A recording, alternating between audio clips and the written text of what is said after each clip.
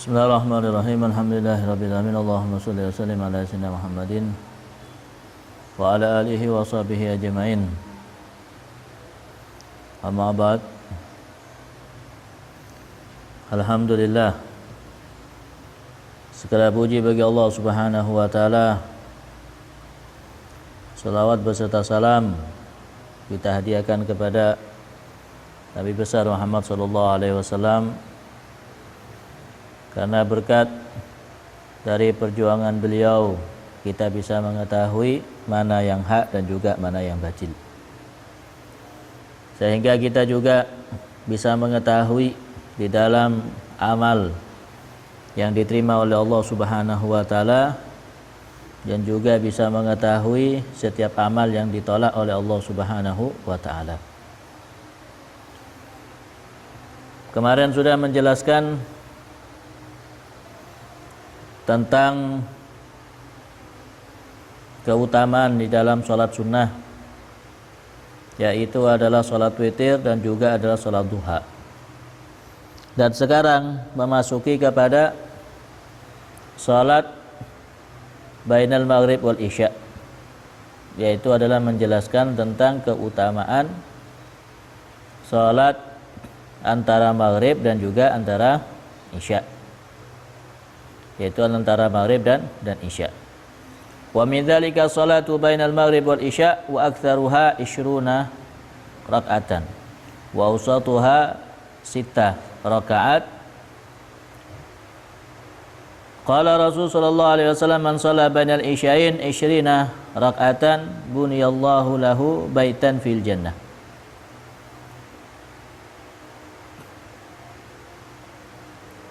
Maka dari itu juga adalah dalam salat sunnah, yaitu adalah antara maghrib dan isya. Paling banyaknya salat antara maghrib dan isya itu adalah 20 rakaat. 20 rakaat. Ini dilakukan setelah salat maghrib. Setelah salat maghrib kemudian kita salat. Paling banyaknya itu adalah 20 rakaat. Ini dijadikan 10 salaman. Maka seperti halnya banyak orang mengerjakan di dalam sholat tarawih, yaitu adalah 20 rakaat. Terus wa ausatuha, sedangkan di tengah-tengahnya maka 66 rakaat. Berarti kalau 6 rakaat dijadikan 3 salaman. Yang mana Rasulullah SAW bersabda, man shalla bainal isya'in 20 rakaat buniyallahu lahu baitan fil jannah. Jadi barang siapa yang salat di antara 2 isya, maksudnya di antara maghrib dan isya 20 rakaat, maka Allah akan membangun baginya rumah di surga. Itu rumah di surga. Itu 20 rakaat. Ya seperti halnya sholat tarawih 20 rakaat. Tapi hadiahnya ini adalah rumah di surga. Kalau sudah punya rumah di surga, pastinya kita adalah masuk surga. Kalau sudah kita disiapkan oleh Allah sesuatu di surga, pasti Allah akan memberikan kepada yang punya. Kalau kita mengerjakan 20 rakaat setelah salat maghrib, maka kemudian Allah memberikan baginya rumah di surga. Ini rumah di surga. Wa qala alaihi salatu wassalam, bagi juga Rasul sallallahu alaihi wasallam bersabda, man shalla ba'da maghrib 6 rakaat la yatakallam fima bainahunna bi syai'in adalan lahu ibadah 12 sanah. Maka kata Rasulullah SAW, barang siapa yang salat setelah maghrib 6 rakaat la yatakallam fima bainahunna, dan dia belum mengucapkan sesuatu apapun. Jadi maksudnya habis salat assalamualaikum, kemudian dia cuman mengucapkan masalah zikir, maka ada masalah. Mengucapkan perkara kebaikan, maka ada masalah. Setelah itu dia langsung berdiri dan sholat 6 rakaat. 6 rakaat. Maka apa? Maka itu seperti halnya ibadah 12 tahun. 12 tahun. Ini adalah khususiyah dari umatnya Rasul sallallahu alaihi wasallam. Betapa mudahnya kita mempunyai pahala yang sangat besar, yang sangat banyak dan juga sangat panjang. Kita cuman sholat 6 rakaat setelah sholat maghrib, maka itu seperti halnya beribadah 12 tahun. Itu kalau sekali. Misalnya nanti habis maghrib sholat 6 rakaat, sudah 12 tahun. Kalau 2 kali maka menjadi 24 tahun. Kalau 3 kali, kalau 4 kali, kalau misalnya setiap hari kita istiqomah mengerjakan itu, maka bisa mengalahkan pahala dari umat-umat terdahulu. Umat-umat terdahulu memang umurnya panjang. Umurnya ada sampai 1000 tahun. Kita, kata Rasul sallallahu alaihi wasallam, dari umatnya Rasul sallallahu alaihi wasallam, maka berkisaran umurnya yaitu adalah 60. Kalau lebih dari itu berarti banyak bonusnya. Kemudian kita misalnya kalau setiap hari mengerjakan ini, kalau setahun, kalau sebulan itu sudah 60 hari. Kita 30 hari kita mengerjakan, dikalikan 12. 12 kali 30 udah berapa? Kalau misalnya 2 bulan mengerjakan, dikali 12 kali 60. Itu berapa tahun sudah? Jadi kita tidak butuh lama di dalam beribadah mengalahkan pahala umat-umat terdahulu. Tapi khusus umatnya Rasul sallallahu alaihi wasallam cuman sholat 6 rakaat, maka sudah dihitung seperti halnya ibadah 12 tahun. Ini di hari-hari biasa. Kemudian bagaimana kalau di hari-hari Ramadan seperti yang kita laksanakan sekarang ini? Sedangkan kelipatan itu sampai 70 kali lipat. Kalau 12, 70 kali lipatnya berapa? Itu 1 kali. Bagaimana kalau misalnya selama 30 hari selama bulan Ramadan? Wow, kita akhirnya banyak pahala yang diberikan oleh Allah Subhanahu wa taala. Maka kita ini syukuri. Ini adalah hadis Rasul sallallahu alaihi wasallam.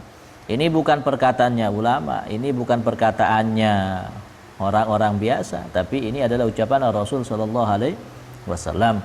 Sehingga disebutkan bahwa ma yantiqu anil hawa in huwa illa wahyun yuha, bahwa tidaklah Rasul sallallahu alaihi wasallam berucap kecuali itu adalah wahyu dari Allah Subhanahu wa taala. Berarti ini adalah perintah Allah Subhanahu wa taala, berarti ini adalah pemberian dari Allah Subhanahu wa taala. Kalau pengen surga, pengen rumah di surga, maka cukup 20 rakaat. Kalau pengen 1 rumah, 20 rakaat. Kalau pengen 2 rumah, kalau pengen 3, ya tinggal ente mengerjakannya. Betapa mudahnya bagi umatnya Rasul sallallahu alaihi wasallam untuk masuk surga. Mudah kita di dalam masuk surga. Makanya nanti malaikat itu heran di saat ada dari umatnya Rasul sallallahu alaihi wasallam kok bisa masuk neraka. Dari umatnya Rasul sallallahu alaihi wasallam kok bisa masuk neraka, maka heran. Maka nanti malaikat itu kok bisa ini umatnya Rasulullah sallallahu alaihi wasallam ini kok bisa masuk neraka? Kenapa? Dikarenakan murahnya Allah Subhanahu wa taala terhadap umatnya Rasul sallallahu alaihi wasallam. Sangat murah Allah Subhanahu wa taala. Maka dari itu kesempatan yang kita ketahui ini kesempatan bagi kita untuk melakukan, untuk istiqomah di dalam melaksanakan sunnah-sunnah Rasul sallallahu alaihi wasallam. Kemudian wa min sunnatil ihya ma bainal isya'in. Kemudian juga adalah menghidupkan sunnah-sunnah Rasul sallallahu alaihi wasallam di antara dua isya, maksudnya antara maghrib dan isya, maka hidupkan dengan sunnah-sunnah. Ya cuman paling afdal di saat itu adalah selain melaksanakan sholat maka membaca Al-Quran antara bainal isya'in. Sehingga waqad warada fi fadlihi akhbar wal athar wa hasbuka min dhalika anna Ahmad bin Ubay al-Hawari syawiri syaikhuhu Aba Sulaiman rahimahumallahu ta'ala fi ayyasuman nahar aw yahya ma baina al-isyain faqala ijma' bainahuma faqala la astati' li'anni mata sumtu istaghal bi iftar fi hadzal waqt faqala lahu idza lam yastati' fa idza lam tastati' an tajma' bainahuma fada' siyamun nahar wa ahya ma bainal isyain. Maka ini ada salah satu dari orang-orang soleh namanya Ahmad bin Ubay. Dia bermusyawarah kepada syekhnya, bertanya kepada syekhnya. Syekhnya namanya adalah Aba Sulaiman. Kemudian dia menanyakan tentang puasa di hari lebih utama mana? Puasa di siang hari atau menghidupkan antara isyain? Mana yang lebih bagus? Berpuasa di siang hari atau menghidupkan di antara dua isya? Menghidupkan maksudnya menghidupkan antara dua isya, maka digunakan di dalam beribadah. Setelah sholat maghrib, maka dia apakah lebih baik menghidupkan antara dua isya ini, antara maghrib dan isya, atau lebih baik itu adalah berpuasa di siang hari? Maka jawabannya Syekh di situ ijma' bainahuma. Kalau bisa kumpulkan kedua-duanya.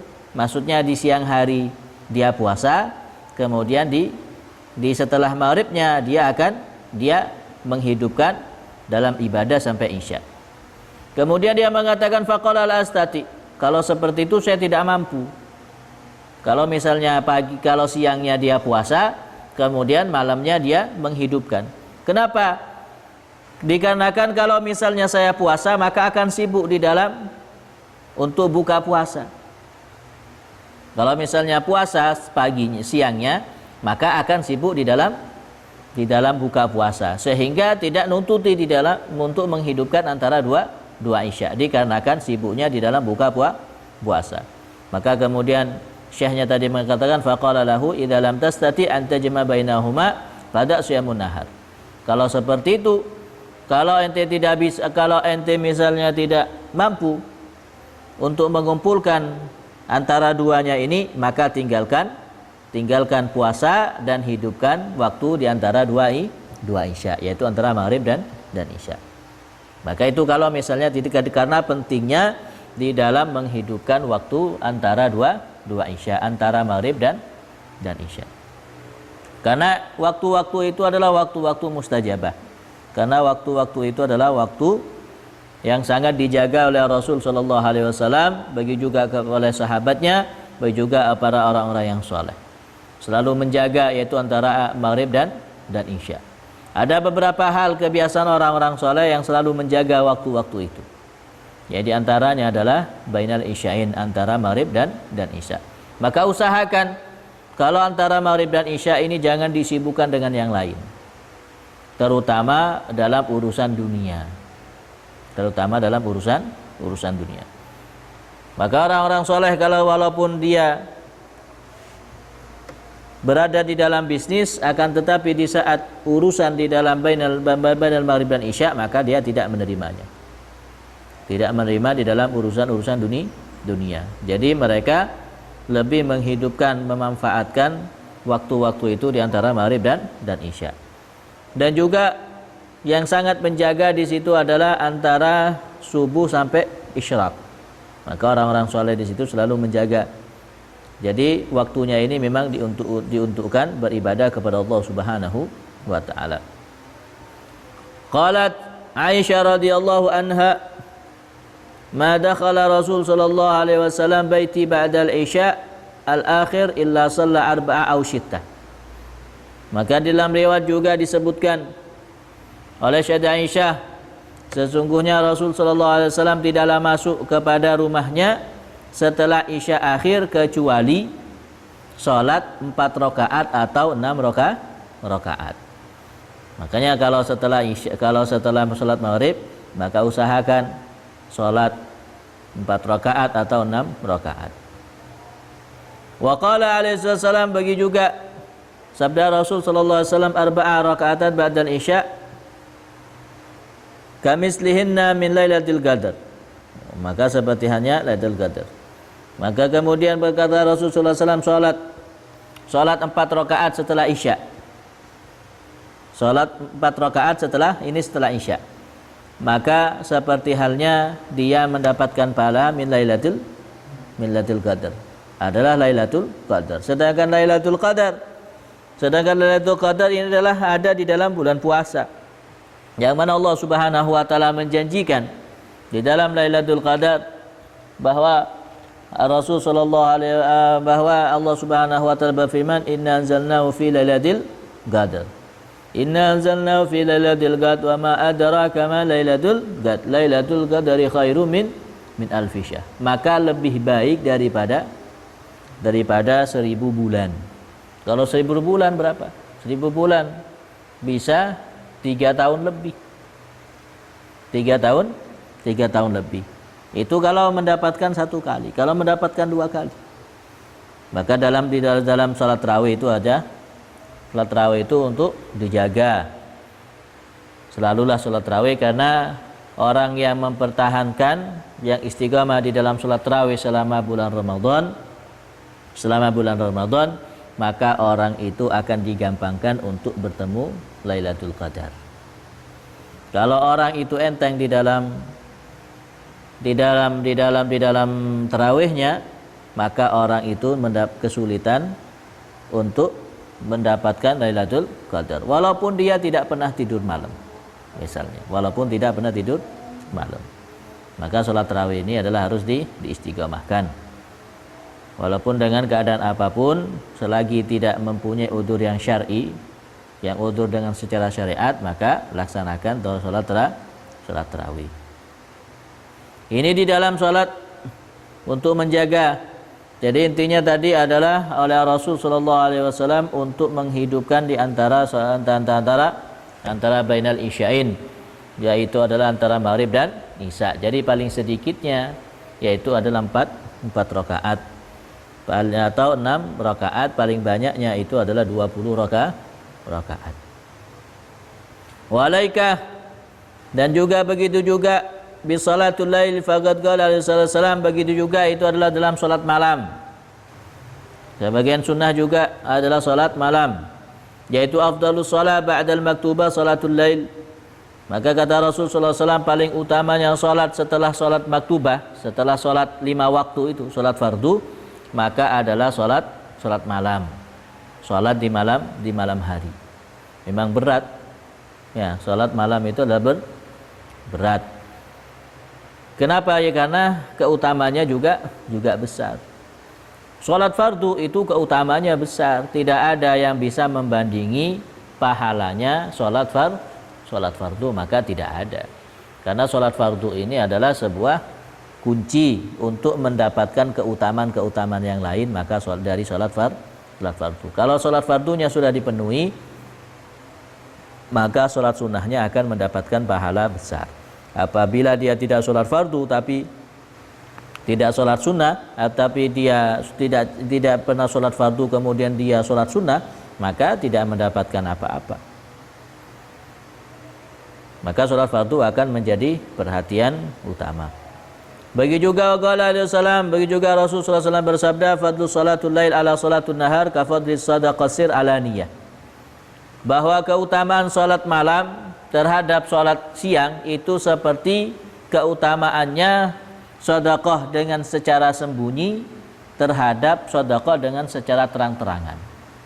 Jadi sedekah dengan secara sembunyi itu pahalanya jauh, pahalanya lebih besar daripada sedekah dengan secara terang-terangan. Secara sembunyi-sembunyi itu bagaimana? Secara sembunyi-sembunyi itu adalah ya tanpa pemberitahuan kepada orangnya. Seperti yang dilakukan dulu adalah yang dilakukan oleh Imam Ali Zainal Abidin di masa hidupnya, bahwa beliau itu sering bersedekah dengan secara sir. Setiap malam beliau di situ adalah membawa gandum sendiri, kemudian diletakkan di depan pintu rumah orang-orang miskin, kemudian diletakkan, orang miskin diletakkan. Ya. Itu sedekah sir. Atau kalau kita misalnya ketika bersama temannya, kemudian ditaruh di dalam tasnya, kemudian ditaruh di dalam apanya gitu. Itu sedekah sir ini adalah sedekah yang tidak kelihatan, tidak ketahuan terhadap orang penerima sedekah. Begitu juga orang yang melaksanakan sholat malam. Orang yang melaksanakan sholat malam itu keutamaannya juga seperti halnya sholat adalah seperti keutamaannya sedekah sir. Wa qad warada anna sedekah sir tadha'af ala sadaqal alaniyah 70 dha'fan. Maka diriwayatkan sesungguhnya sedekah sir, sedekah sembunyi-sembunyi, maka Allah melipat gandakan terhadap sedekah dengan secara terang-terangan, yaitu adalah 70 kali lipat. 70 kali lipat. Kalau misalnya kita sedekah dengan secara terang-terangan, misal sedekah terang-terangannya saya mau sedekah sama ente. Ini sedekah terang-terangan. Maka kalau sedekah sir, maka pahalanya adalah 70 kali lipat. 70 kali lipat daripada sedekah dengan secara terang-terangan. Itu sedekah sir. Bagi juga di dalam sholat malam itu keutamaannya juga 70 kali lipat daripada sholat siang. Wa qad qala alaihi salatu wassalam, bagi juga Rasul sallallahu alaihi wasallam bersabda, alaikum bi qiyamul lail fa innahu da'bus salihin qablakum wa ma qarabatu lakum ila rabbikum. Kemudian wa makartu lisayyi'at wa minha anil ithmi wa mutaraddatid lidda anil jasad. Maka bagi kalian untuk melaksanakan qiyamul lail, dikarenakan itu adalah kebiasaan orang-orang soleh sebelum kalian. Jadi orang-orang yang soleh sebelum kalian itu sudah biasa melakukan qiyamul lail. Dan juga mendekatkan diri kalian kepada Tuhan kalian, kepada Allah Subhanahu wa taala, itu adalah di malam hari. Dan juga ibadah di malam hari itu bisa melebur kejelekan. Melebur kejelekan, dan juga dari orang yang qiyamul lail bisa mencegah dari dosa. Itu orang yang ahli qiyamul lail, mencegah dari dosa, kemudian akan mengusir penyakit yang ada di jasad, mengusir penyakit yang ada di badan, maka itu dengan melaksanakan qiyamul lail. Maka bukan berarti orang yang ahli qiyamul lail di situ adalah orang yang sering sakit. Orang yang qiyamul lail di situ adalah yang sering sakit, berarti orang yang qiyamul lail akan tetapi dia pekerjaannya bukan karena ibadah.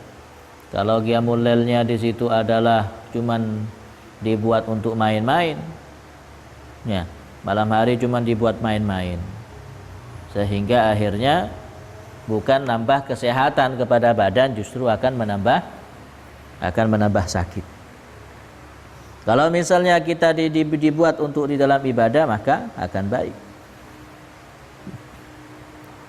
Itu kebiasaan-kebiasaan orang-orang yang soleh sebelum kita. Kalau kita pengen gampang di dalam qiyamul lail, kata Imam Haddad, yang pertama maka tidurlah lebih awal. Kemudian tidurnya jangan terlalu kenyang. Dan bukan dengan keadaan kenyang tidurnya. Maka akan dimudahkan di dalam qiyamul lail. Bukan berarti sudah tidur jam 11, tidur jam 1. Kemudian mau bangun jam 3, ya tidak bangun. Subuhnya bisa hilang juga. Yang wajib bisa hilang. Maka dari itu kita lakukanlah. Di sini adalah apabila kita tidak bisa melaksanakan qiyamul lail ini, maka lakukanlah apa yang kita bisa. Seperti halnya ba'da salat maghrib, maka insyaallah kita gampang. atau setelah salat Isya, maka itu adalah gampang, atau yang lainnya. Maka semoga Allah Subhanahu wa taala menggampangkan semua di dalam kesunahan Rasul sallallahu alaihi wasallam untuk kita kerjakan. Memudahkan Allah Subhanahu wa taala di dalam melangkah sunnah, dan dijadikan oleh Allah Subhanahu wa taala perjalanan kita sesuai sunnah Rasul sallallahu alaihi wasallam dan mendapatkan ridha Allah Subhanahu wa taala. Ya akramal akramin ya rahman rahim wal afwa minkum. Assalamualaikum warahmatullahi wabarakatuh.